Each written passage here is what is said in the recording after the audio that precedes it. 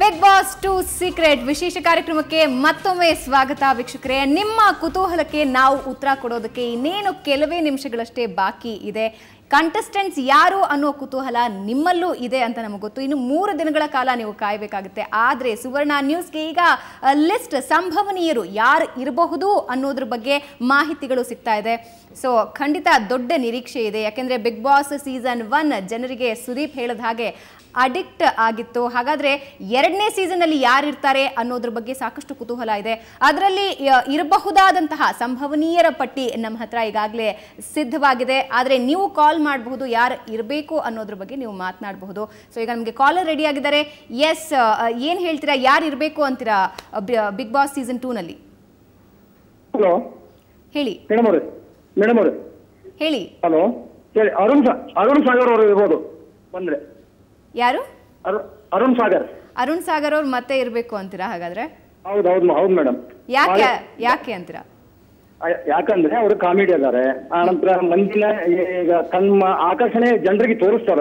ಮನಿತನ ಹೆಂಗ್ ಒಯ್ಬೇಕಂತ ಅವ್ರಿಗೆ ಮೆಥಡ್ ಐತಿ. ಅದಕ್ಕೆ ನಾವು KSRTC ಡ್ರೈವರು ಬಂದು ಪ್ರತಿದಿನ 3 ತಿಂಗಳ ಕುಂತ್ಕೊಂಡು ಅವ್ರದ್ದು ಇದನ್ನ ನೋಡಿದೀನಿ, ಆಟ ನೋಡಿದೀನಿ. ನಿಮ್ ಬಿಗ್ ಬಾಸ್ ಡ್ಯೂಟಿ ಮುಗಿಸ್ಕೊಂಡ್ಬಂದು ಅವ್ರಿಗೆ ಪ್ರತಿನಿತ್ಯ ಬಾರಿ ಕಾಯ್ತಿದ್ದೆ. ಅರುಣ್ ಸಾಗರ್ ಇರ್ಬೇಕಂತ ಅನ್ಸುತ್ತೆ. Okay, thank you. ನನ್ನ ಜೊತೆ ಮಾತನಾಡೋದಕ್ಕೆ ಈಗ ರೇಷ್ಮಾ ಕಾಲ್ ಮಾಡಿದ್ದಾರೆ. ರೇಷ್ಮಾ, ಸೀಸನ್ 2ನಲ್ಲಿ ಬಿಗ್ ಬಾಸ್ ನ ಸೀಸನ್ 2ನಲ್ಲಿ ಯಾರು ಇರಬೇಕು ಅಂತೀರಾ?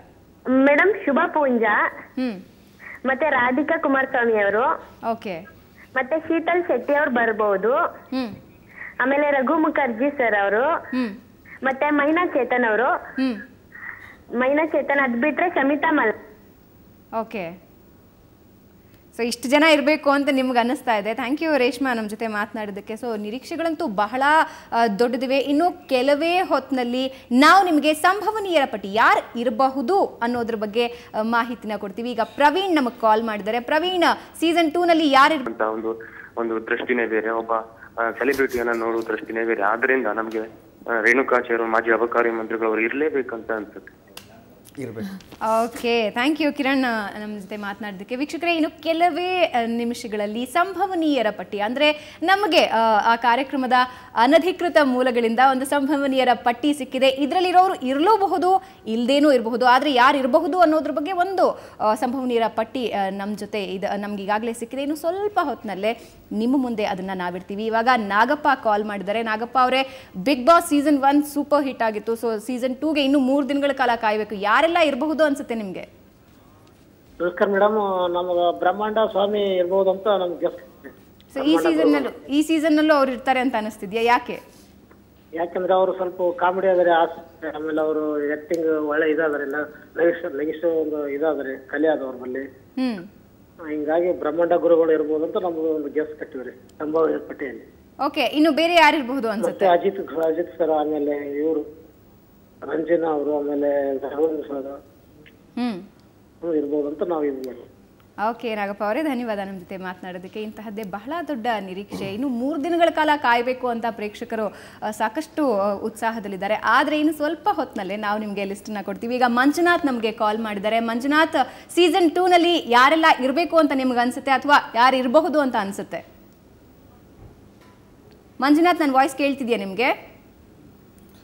ಎಸ್, ಕನೆಕ್ಷನ್ ಕಟ್ ಆಗಿದೆ. ಚೇತನ್ ಕಾಲ್ ಮಾಡಿದ್ದಾರೆ. ಚೇತನ್, ಸೀಸನ್ 2 ಬಗ್ಗೆ ಏನು ಎಕ್ಸ್ಪೆಕ್ಟ್ ಮಾಡ್ತಾ ಇದ್ದೀರಾ? ಯಾರೆಲ್ಲ ಇರಬಹುದು ಅನ್ಸುತ್ತೆ? ಮೇಡಮ್ ಗುರುಪ್ರಸಾದ್ ಮತ್ತೆ ಅಕುಲ್ ಬಾಲಾಜಿ ಮೇಡಮ್. ಓಕೆ, ಯಾಕೆ ಗುರುಪ್ರಸಾದ್ ಹಾಗೂ ಅಕುಲ್ ಬಾಲಾಜಿ ಅವರು ಇರಬೇಕು? ಅವರಿಬ್ಬರದು ಕೋಆರ್ಡಿನೇಷನ್ ಚೆನ್ನಾಗಿದೆ ಮೇಡಮ್. ಅಕುಲ್, ದಯವಿಟ್ಟು ನೀನು ಹೋಗ್ತಾ ಇಲ್ಲ ಅಂದ್ರೆ ಹೋಗ್ಬಿಡಪ್ಪ, ತುಂಬಾ ಜನ ನಿನ್ ಕೇಳ್ಕೊತಾ ಇದ್ದಾರೆ. ಅಕುಲ್ ಗುರುಪ್ರಸಾದ್ ಸರ್ದು ಕೋಆರ್ಡಿನೇಷನ್ ತುಂಬಾ ಚೆನ್ನಾಗಿದೆ ಅಲ್ವಾ ಚೇತನ್? ಅಲ್ವಾ? ಅದ್ಭುತ. ಎಸ್ ಚೇತನ್, ನಮಗೊಂದಷ್ಟು ಮಾಹಿತಿ ಸಿಕ್ಕಿದೆ. ಇದರಲ್ಲಿ ನಮ್ಮ ಲಿಸ್ಟ್ನಲ್ಲಿ ಇರಬಹುದು ಅನ್ನೋ ಒಂದು ನಿರೀಕ್ಷೆಗಳು ನಮಗಂತೂ ಖಂಡಿತ ಇದೆ. ಆದರೆ ಫೈನಲ್ ಆಗಿ ಅಧಿಕೃತವಾಗಿ ಘೋಷಣೆ ಆಗೋದು 3 ದಿನಗಳ ಬಳಿಕ. ಹಾಗಾದ್ರೆ ಸಂಭವನೀಯರ ಪಟ್ಟಿ ಏನಿದೆ ಅದ್ರ ಬಗ್ಗೆ ಹೇಳ್ತೀನಿ. ಆದರೆ ಅದಕ್ಕೂ ಮುಂಚೆ ಒಂದು ಚಿಕ್ಕ ಬ್ರೇಕ್ ತಗೊಳ್ಳಿ.